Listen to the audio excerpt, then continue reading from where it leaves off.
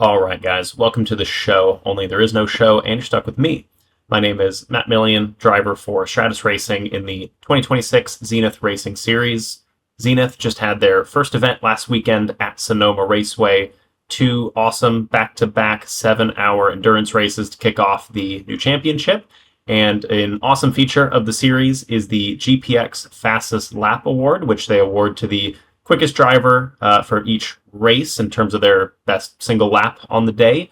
And for race one, that was me in the 57 Stratus Racing Sebaco NP01 EVO Turbo Project car. So thought it would be cool to show you guys that lap and commentate over it and show what it takes to go quick around Sonoma Raceway in one of these awesome NP01 EVOs. So thanks again to GPX for sponsoring the award. They show a bunch of live broadcasted onboards for each race, which is great for fans and viewers alike at home to get a sense of what it's like in the race car during the races. So let's take a look at this lap. And just a little more context before we start, this was the race debut of the Sebaco NP01 EVO Turbo Project car, as I'm referring to it. So basically this car has the Ford EcoBoost 2.3 liter turbo engine fitted to it, which is a departure from the Mazda 2 liter non-turbo racing engines that these cars have been fitted with for a number of years. So this is effectively the company's development mule that they are developing this engine package with, along with a lot of things underneath the car to hopefully make it perform a little better and be more reliable over the course of these endurance races. So definitely a privilege to get to race the car and develop it alongside of Sebaco. The car ran legal in ZP2 with a 9-to-1 power-to-weight ratio. Yeah, it definitely had some natural advantages at Sonoma, which we'll see in this video. But it was a blast to drive, fantastic product, and I'm super excited to see it come online soon. All right, so every good lap here at Sonoma Raceway starts with turn 11. It really dictates your run onto the front straightaway. Turn 11 is a very slow corner, pretty much a 180-degree hairpin. Keys here, especially in the NP01 EVO, is a nice early full throttle input. The car weighs so little and it produces so much downforce, and it's got a lot of grip. You really don't have to be too patient. When you come back to throttle, you can really get full throttle down very quickly, especially in the turbo car as I'm in with just a little bit of that turbo lag. So major key with 11 as well is making sure that we're straddling this candy cane curb as much as we can. There's a lot of grip the closer you get to the tire bundles on the right-hand side, which allows the car to just kind of hook through 11, get back to full throttle really quickly, make sure we take it out all the way to the wall, and we're going to be shifting about 68 to 6,900 RPMs with this engine, and we're going to come up here to the scary wall that is turn 1 at Sonoma Raceway into turn 2. In these cars, you can really carry the throttle very late just with how light they are and how much downforce they produce. You want to make sure that you create a nice arc up to turn 2, however. So definitely prioritizing a nice steadiness on the wheel and a nice consistent radius, pretty much aiming for the red spot there in the bridge. Making sure we stay on throttle as late as we possibly can here, eking out all the momentum we can. And on this quick lap, I peeled off just before the bridge. Really want to peel off fairly slowly to try and push the speed up. And when you get on the brakes, it's a pretty good brake hit, probably 70-80% straight on the wheel. Of course, car has no ABS, so the more you load into the front end, maybe with steering and trail braking, you're just going to potentially lock up. So especially up into a very steep corner, we just want to make sure that we minimize the amount of effort on the brake pedal here. So nice peak pressure, but we're going to peel off that brake pedal very quickly as we enter turn 2. And we're going to get back to some throttle so that we can start to settle the rear of the car. And we're not really going to take a lot of this curb on the right-hand side. The car produces so much grip being on the pavement that you don't really want to get it airborne, and especially in a 7-hour endurance race, you don't want to be throwing the car in the air too much. Now, I was third gear here. I'd say at most laps was second gear. Third, you just really have to throw it across the top of the hill to make it work, which I didn't really find was super successful most of the time. However, on this lap, on the quick lap, it worked, although I would say it's hard to replicate because I have a big snap kind of over the crest because I'm carrying so much speed that I have to come out of the throttle. But I don't think it affected the lap that much because I was already going so fast. But I'd say ideally probably second gear, but you can make third work if you're committed to it. So back to full throttle. Obviously, I had to lift out there. Car just stepped away from me because you're doing a big crest. But definitely want to make sure that we're using all that real estate on the left-hand side. Make sure you get comfortable with the margins here at Sonoma Raceway because you have some nice usable curbs, but you also have a lot of dirt and grass to contend with that you don't want to be placing the car. So make sure we ride that sucker out. And we enter here, turn 3, right-hand side of the track. We're going to dive down here. Again, no brake pressure going into 3. Car is so grippy, produces so much downforce. We just really want to have a nice peel off of the throttle pedal. And you can just see I tested the brake pedal. I mean, it was probably like 5% for a quarter second because I just can't believe what the car can do sometimes. So really just riding it out, making sure that we're sticking to our line. We're going to just kind of kiss this left side curb, definitely not touching it. It's a raised curb, so it's just going to upset the balance of the car. Once the car is fully in the compression, we can start to add in some throttle again to push the speed up the hill. Again, I get back to full throttle pretty quickly after the compression. Now I'm going to peel back out of it for turn 3A. However, I think I could probably have stayed on a bit more throttle than this. I think it's just my natural tendency to try and grip up the front end for 3A. So when you lift off, obviously you're adding some weight back to the front. So I think that was just my my natural tendency here, even though it probably could have been done with a little bit more throttle, but better safe than sorry. Full throttle just before or at the apex of 3A. We definitely don't want to be taking a ton of this curb on the right-hand side. It kind of bows upward, and especially in a prototype, it's just not useful to get the car airborne. So want to just kind of skim it. Sonoma has gotten a little more bumpy in the last few years, so you're just kind of riding the bumps. But full throttle through 3A down into turn 4. This is one that can lure you into a false sense of security. You want to brake late for 4. I found that every time I broke a little later into 4 in this car, I just locked up and I ended up kind of just missing my apex. So want to brake a little earlier than you think you need to here just because it is going downhill. And especially in a car without ABS, it just increases the likelihood that you're going to lock up. So a little earlier than you think you need to here. But again, nice full pressure. Make sure we get the car slowed down. We're going to click it down to second gear. And we're going to kind of get rid of this trail brake pretty quickly. We're not going to take that very deep. So I pretty much get rid of the brake pedal before I'm even at the curb for 4. The key here for 4 is a lot of patience, because if you pick up throttle too early, you're going to put all that weight on the rear end, and the car is not going to turn as well. And because the track is diving away from you so quickly here that you pretty much just lose the front end and you understeer off the track on the exit, which happens a lot here at Sonoma Raceway. So a lot of patience here on throttle pays huge dividends for lap time and consistency. So I'm just kind of waiting on throttle here. Like I'm testing it. I'm at like 10-15%, but just making sure that I'm not fully on it. I think I was pretty confident with the line here that I was going to get it done, so full throttle pretty much at apex, but again, you just need a lot of patience. Can't do it every lap. Use some of this runoff curb. Not a big deal. It's very flat, even though I tried to stay off of it majority of the time. 7-hour race, you just don't really need to use it. Up to 4th here into 6. Now, turn 6 is a corner that I saw a lot of different approaches. I would say the approach that seemed to work with the NP01 EVO was getting to the crest here, getting to my brake pressure while the car was still kind of on firm ground and not diving away yet. So I kind of peaked to probably about 50-60% pressure on the top of the hill. Want to do a nice late click down to 3rd here to not upset the rear axle as much. And again, we're still holding a bit of brake pressure as we are taking a very tight entry line into 6.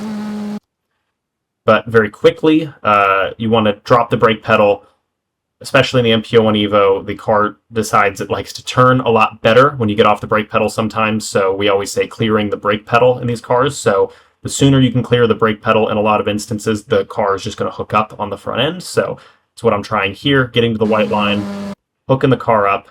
Now the car is naturally washing out right a little bit on me. And I'm trying to hustle the car back over left, starting to test throttle here in 3rd gear. And yeah, this is probably one of the most impressive corners at Sonoma Raceway in this car, with just how much load it can take.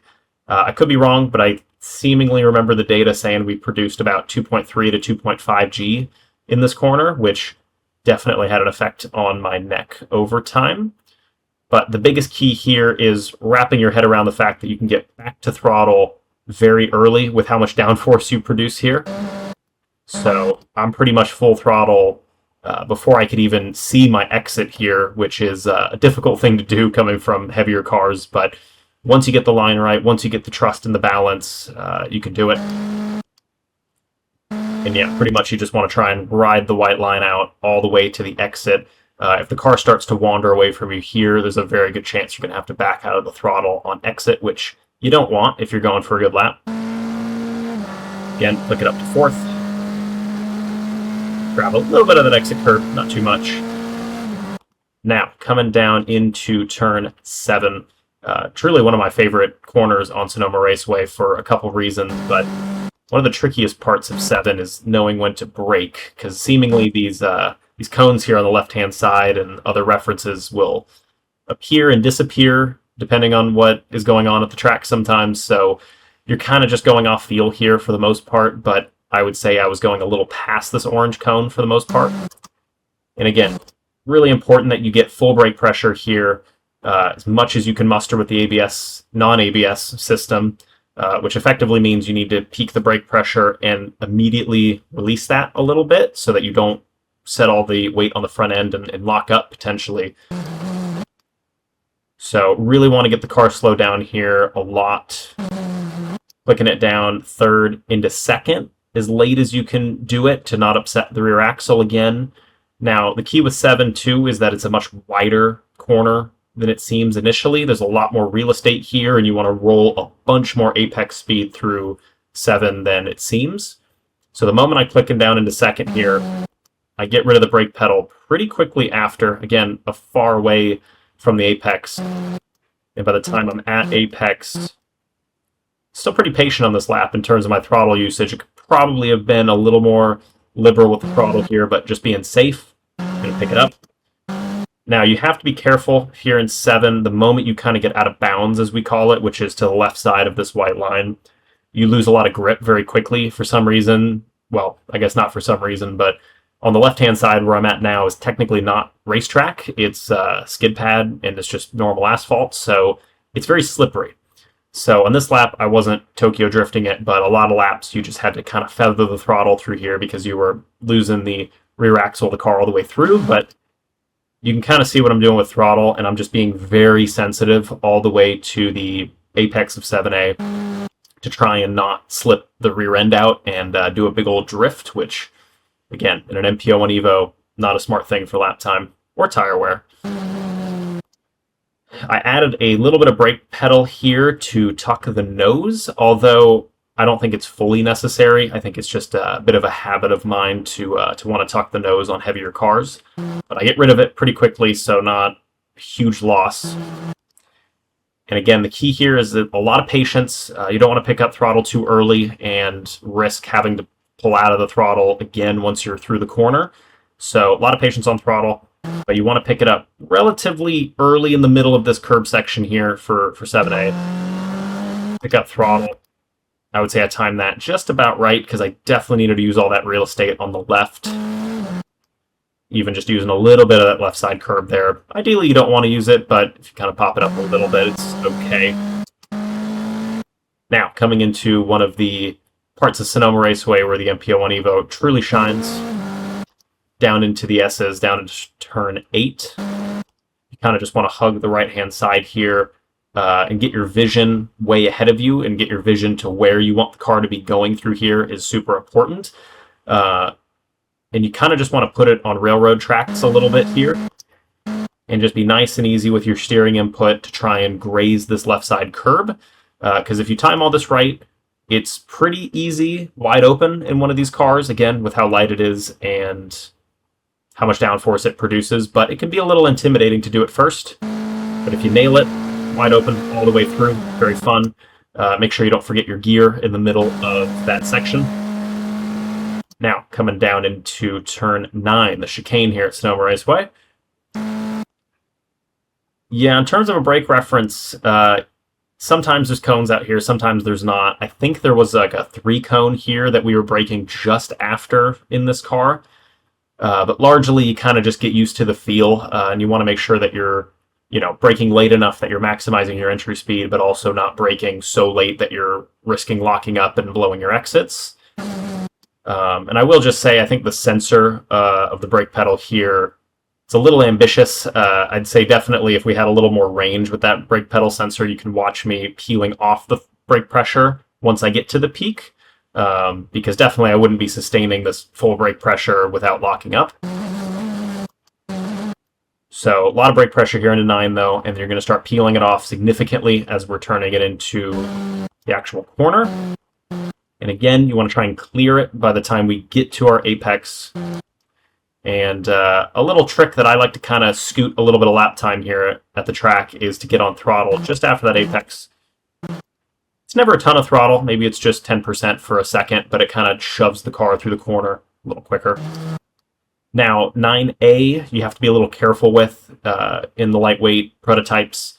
Had a couple instances where I kind of bottomed out the diffuser here, which isn't a big deal, but you kind of lose control of the car for a second, and it's not a great feeling. So you want to make sure that we use a fair amount of this curb, but probably not, honestly, as much as I was using on this lap. I would probably have used a bit less and position the car a little more right on most of the other laps. However, I wanted to try and send the car through with as much speed as possible on this lap because I knew it was a good one. And the major key here for 9 is that the moment you feel the car compress off of the curb, you're back to full throttle, and there's no hesitation, no step. Even though there's kind of a step in my throttle here right now, I'm not fully settled yet. Boom, car settles, full throttle. Get a little loose here. Definitely you get close to that white line in the dirt. Had a lot of NP01s spinning here over the weekend just in terms of trying to maximize that exit and then just lighten up the right rear tire on the dirt. But close margins.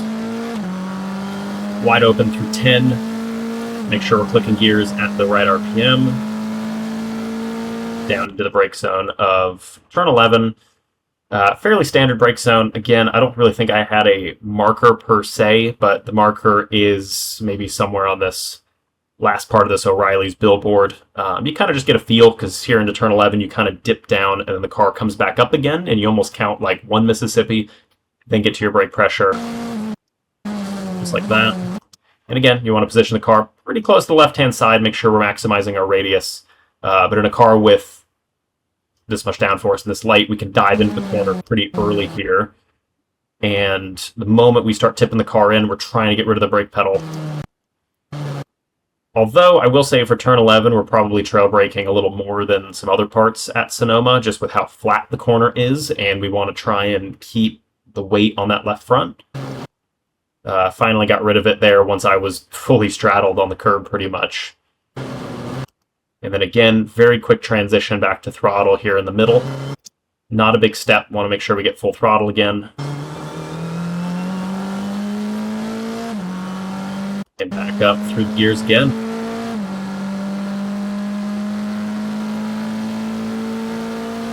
And there we go, 143.38, which was our best lap of the weekend. So there you go. Hope you guys enjoyed a little quick tour of Sonoma Raceway.